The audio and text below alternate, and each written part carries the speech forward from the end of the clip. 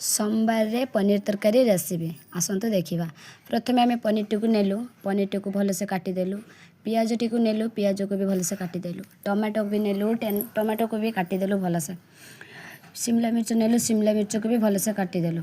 Fast तापर गरम तेल रे पनीर टी को पकेलु, किछि समय टिके छाड़ीदेवा पनीर को भलसे, हाथ को टिके सॉफ्ट सॉफ्ट लागला भली आम टिके छाड़ीदेलु। तापर आ गोटे जगह को काढ़ीदेलु।